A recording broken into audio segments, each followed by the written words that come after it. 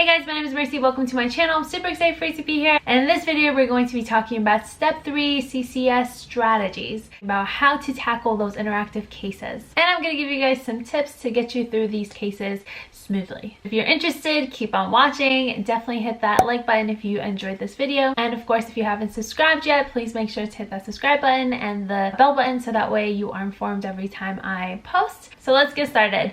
I do have this in PDF form on my blog, so if you want this, go ahead and check out my blog. There's a direct link to this blog post in the description box below, so you can go ahead and print it out. You can download it for your computer, for your phone, whatever. So you can go ahead and take advantage of that. Just go ahead to the description box below. I'm personally using uworld to be studying for step 3. That's basically my only resource as of right now. I think this video will be more beneficial if you've done at least one of the cases on whatever resource you're using. So if you're using uworld similar to me, go ahead and try one case out, and then this video is going to kind of click better. Or if you haven't bought it yet and you're gonna buy it in the future, go ahead and watch this video, and then I recommend watching it again after you've done 1 or 2 cases, and you'll be like, oh, that's what she was talking about.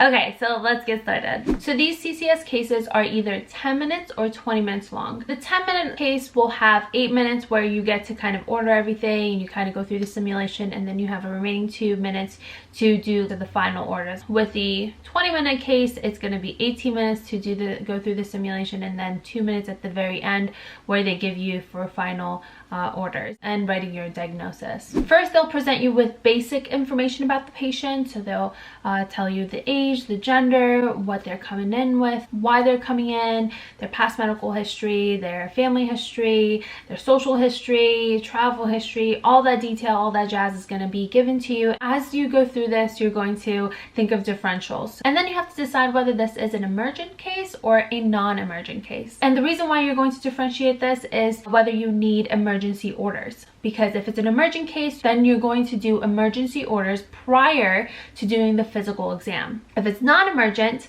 then you're going to go directly to the physical exam before you order anything. In an emergent case, it's life-threatening. For example, they're coming in with an MI, or they're hemodynamically unstable. That is life-threatening. Then you have to do specific emergency orders, and that's always going to have IV access and pulse ox in every single emergent order.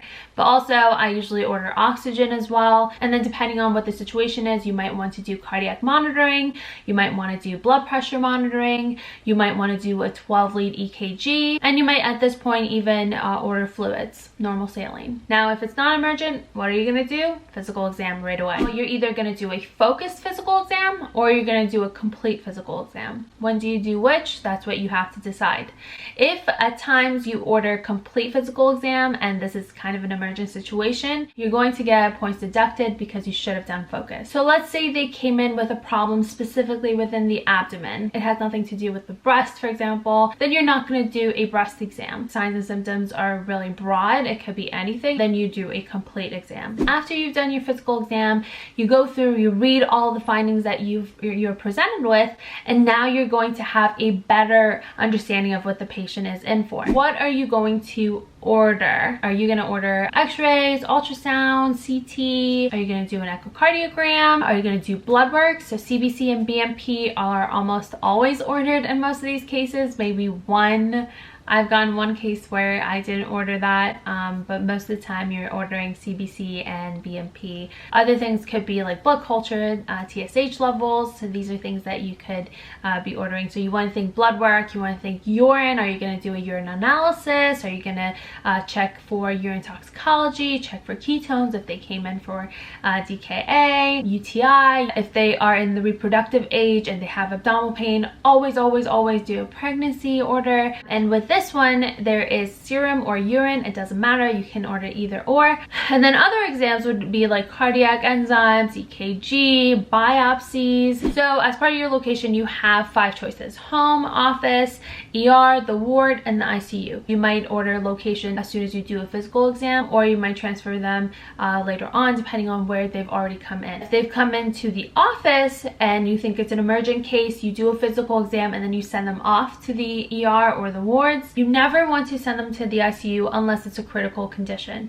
They'll definitely deduct points off if you send them to the ICU if it's not a critical situation. And remember, if you're waiting for results to come in, for example, it's not an emergent case, you order whatever test that you need to identify what's going on with the patient, you're going to send them home, make another appointment in about 1 to 2 weeks, and when they come back, then you talk about the results, and then, you know, do the next step in ordering other tests. So whenever you think about admitting a patient, this is really important because you always have to do certain orders once you admit them. So if you're admitting them in the wards or the ICU, you always want to do IV access. Most likely if they came into the emergency department, you already have IV access ordered, but you definitely want IV access. You want fluids most likely, so normal saline is what I always go for. Just put NSS and they'll come up.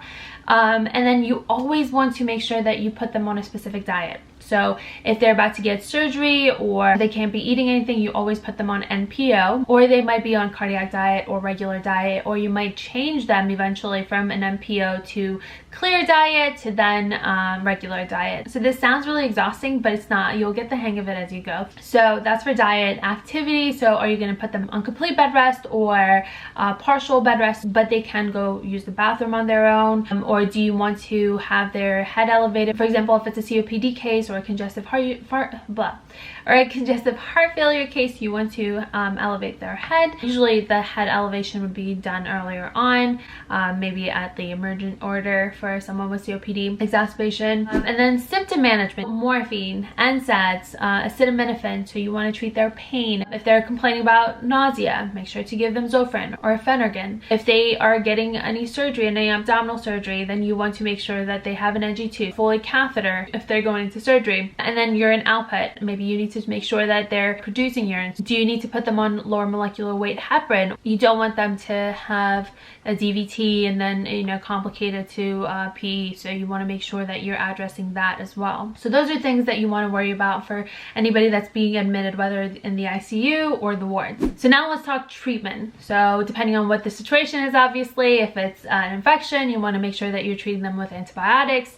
If it's surgery, you obviously want to make sure that you're ordering the right procedure, but also automatically always order the following things. That includes your PTT, PT, and INR, and their blood type and cross. Just in case they bleed too much, then you already have that done, and you can go ahead and transfuse blood. And you might need antibiotics as well. If you're thinking about antibiotics, it's most likely cefazoline. And if they're a female and pregnant, you also want to get their RH type as well to make sure, because if they came in like for an ectopic pregnancy or a spontaneous abortion, we want to make sure the RH is checked so that way we can give them Rogam. You might give them steroids depending on, again, on their situation. If it's an IV steroid, you're going to order IV methylprednisolone. If it's oral, then it's going to be just prednisone. And consults. Consults, usually whenever you always want to order consults if it's specific to a particular specialty. So if it's an OB-GYN situation, you want to do OB-GYN consult. At the end of this consult, you're going to end up ordering the procedure or whatever, the treatment yourself. They're not going to tell you. Actually, that reminds me, whenever you do the right imaging or the right test orders, they'll give you the diagnosis based on ordering the right tests, okay? And then next you have the reassessment. Especially if they are in the ICU and the wards, you always want to reassess them. So there's like a specific box where you check interval follow-up. You also want to do the physical exam, cater it towards whatever the situation was about. And that's when you'll get reassurance from like the patient that things are getting better. Or if you've ordered something wrong and you're kind of in the wrong track, it'll let you know that the patient is not feeling better. They'll complain about the same complaint that they came in with. So that's when you know you've done something wrong and you need to change things around and order the right thing. Make sure that you're checking in on the patient and seeing what they're saying. And then screening and counseling. You always want to counsel the patient. So it depends on the situation, but you always want to counsel. If you have nothing to counsel about that you can think of in regards to that specific diagnosis, you always have smoking, exercise. There's also a few where they indicated seatbelt. felt. So those are some things that you want to counsel. So don't forget about counseling. Counsel every single time. Sometimes maybe you need to counsel them about their benign mass. You can reassure them and counsel them. And then screening involves like pap smear, or they're 50 and older. You always want to make sure that to see if they have colonoscopies done or a mammogram, things like that. Screening is really important. And then your final order, at this point you can do counseling or more lab orders that you might want to do if you want to follow them up. So if you want to monitor, for example, if they're on warfarin and you want to check their INR levels, you would do that at this point as well. Before you send them off, you want to put those orders in. And that's it, you guys. I hope that didn't scare you off. I hope that doesn't make you too nervous. It is a little hectic. I found it fun, and I think I'd rather study for this than do the uworld questions and go through all that. As you go through, you get better and better. You kind of have like this routine down, and if you haven't started your intern year, I feel like you'll be better prepped for that. So all in all, I think you'll enjoy the experience. It's not too bad. It's just about kind of going through a checklist, and you might not check off every single thing every single time, and you might do things in different order, but you'll definitely get the hang of it once you start. So if you haven't started, this is going to appear so overwhelming, but if you have already started, you probably know exactly what I'm talking about, and things might be a little bit more clear.